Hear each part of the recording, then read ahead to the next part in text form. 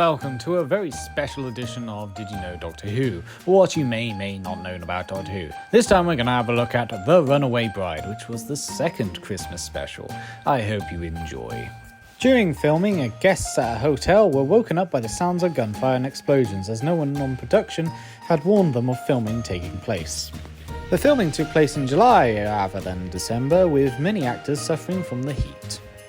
Catherine Tate was unable to attend the first rehearsals, and as a result, Sophie Miles had to help do Donna's lines. The TARDIS car scene was the first scene filmed for the special. There was a deleted scene where the Doctor would have grabbed Rose's coat and thrown it out the TARDIS's door and into space. The scene was cut for being too melodramatic. It was suggested that Torchwood helicopters would be used for shooting down the Rachnos ship, but this was replaced. This is the first time in the revival era that the Doctor refers to Gallifrey by name. For legal reasons, the banknotes from the cash points are fake. However, on these notes there are some amusing facts. The £10 notes feature the Doctor's face with the phrase, "I promise to pay the bearer on demand the sum of 10 satsumas," and "no second chances, I'm that sort of man," referring to the Christmas invasion. The £20 notes feature the main producer, Phil Collinson, with the phrases, "There's no point being grown up if you can't be a little childish sometimes," which is a reference to Robot. A new version of the logo appears in the title sequences, and is the first time the logo changed without the time vortex as well. Whilst the end of Doomsday is shown as the beginning, it is actually a refilmed sequence and not the original Doomsday cut. The climax originally took place at Stonehenge, but Russell T Davies didn't think it made any sense why they would be at Stonehenge. The Doctor and Donna would have gotten on a bus to get to a wedding where a cameo from Miss Coote, who originally appeared in Love and Monsters, would have been featured.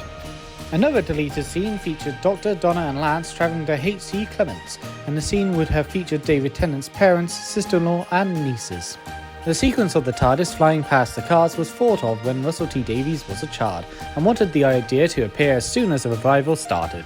The Runaway Bride was originally written for Series 2, and would have been after Age of Steel. In fact, Tooth and Claw was to be the Christmas special. The Rachnos' working design featured a more woman-like design with a red web-like veil and crown. The Rachnos is one of the largest props used for a monster, and actress Sarah Pash found being in makeup and having to awkwardly stand in the spider body uncomfortable. It took a total of 4 hours to transform Sarah Pash into the Empress of the Rachnos, and her role took 3 days to film. The Empress's spacecraft is shot down on the orders of Mr. Saxon. Contrary to popular belief, this is actually the second time Saxon is referenced, with the first being in Love and Monsters. And that is it for today. I hope you enjoyed. The Runaway Bride is probably one of the better Christmas specials out there. It is hilarious in every sense of the word. Catherine Tate as Donna Noble is probably one of the best choices you could have made in terms of casting.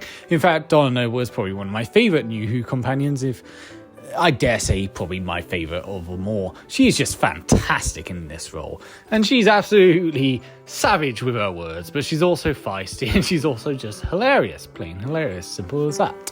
And I love this as her first appearance, even if she is a little bit more on the aggressive side, but I do like that she does tone down towards the end.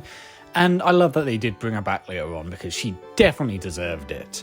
The Rachnos is definitely one of the more interesting villains, and I remember when I got the toy of Rachnos, and it was massive, and it was really, really well made. I love the look of the Rachnos, I really do, and I think it's one of the best, villain designs in Doctor Who.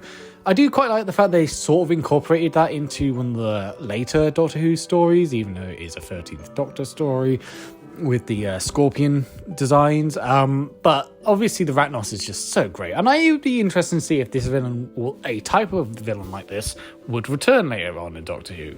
I don't know, I mean, obviously she was the last of her kind, so it might be a little bit difficult, but unless you do it like before they went extinct, I don't know. It would be interesting to see. Nonetheless, I think this is a genuinely fun story. It is just exciting, it's enjoyable.